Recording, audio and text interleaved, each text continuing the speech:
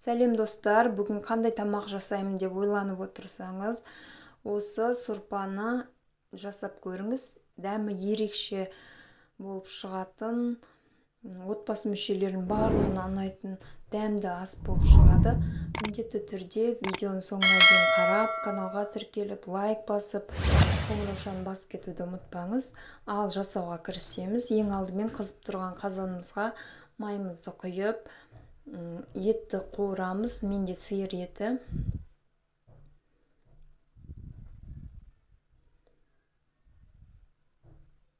Өзінің суы тартылғанша қуырып аламыз. Одан кейін бір пиязды қосып, оны да етпен бірге қуырып аламыз.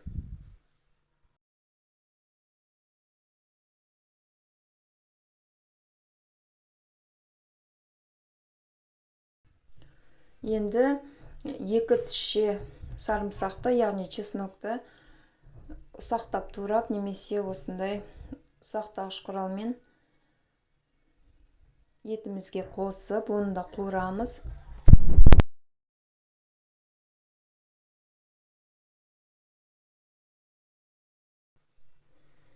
Қызыл бұрыш, паприка, дәміне қарай тұз қосамыз.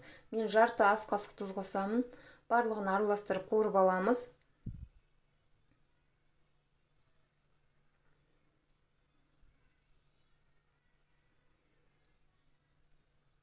Енді 2 стақан су қосып, еті піскенше, яғни суы тартылғанша пісіріп аламыз.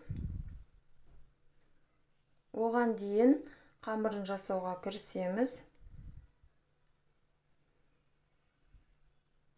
Қамырын жасау үшін суық жарты стақан су, 1 жұмыртқа,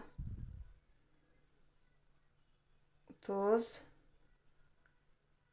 1 ас қасық сұйық май, яғни шемішке майын қосып, тұзы ерігенше араластырып алып,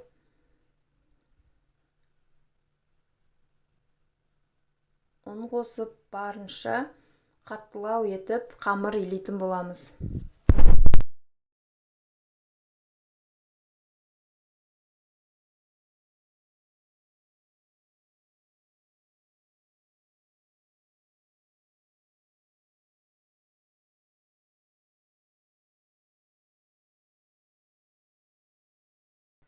Қамырымыз дайын, енді тындырып, бетін жауып қойып қоямыз. Міне суы тартылып, еті пісті. Енді қызанақпен 1 сәбізді кубик етіп, яғни 4 бұрышты етіп турап, қуырып аламыз етпен бірге. Одан кейін болгар бұрышында 4 бұрышты етіп, картопты да кубик тәріздес 4 бұрышты етіп, турап, қуырып аламыз.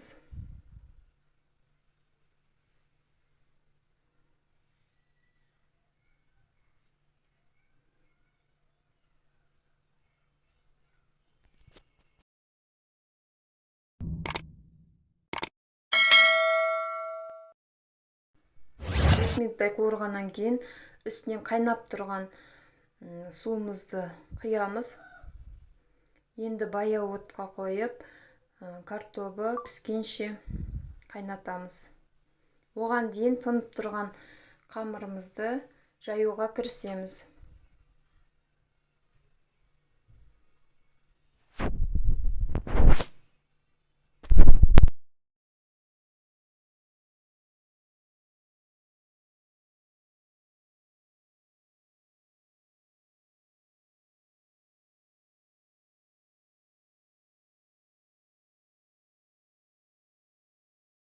Бұл сорпаның аты мампар деп аталады. Кеспе көжеге мүлде дәмі ұқсамайды, ерекше болып шығады. Жасап көріп, өзіңіз көз жеткізсеңіз болады. Қамырын жұқа етіп жайып, кубик тәріздес, яғни 4 бұрышты етіп турап аламыз.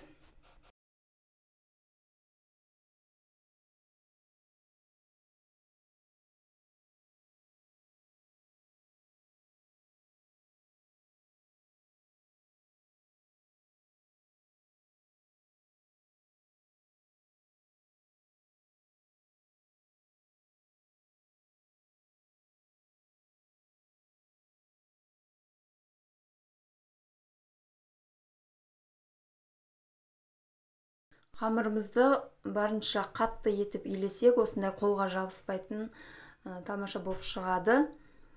Міне барлығын кесіп дайындап алдық.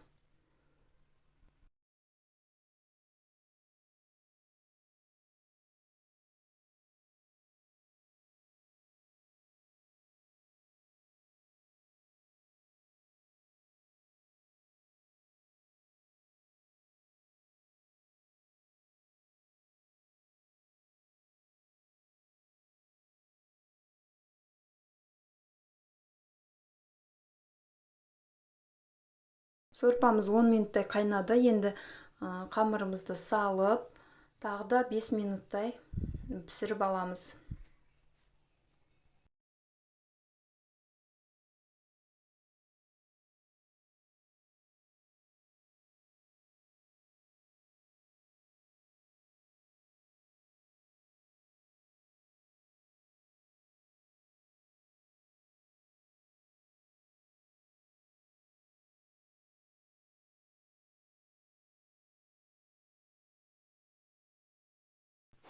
Сорпамыз дайын.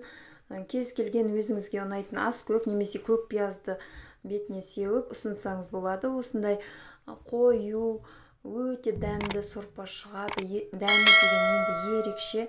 Міндетті түрде жасап, комментарийге бөлісіп кетуді ұмытпаңыз. Назарларыңызға рахмет.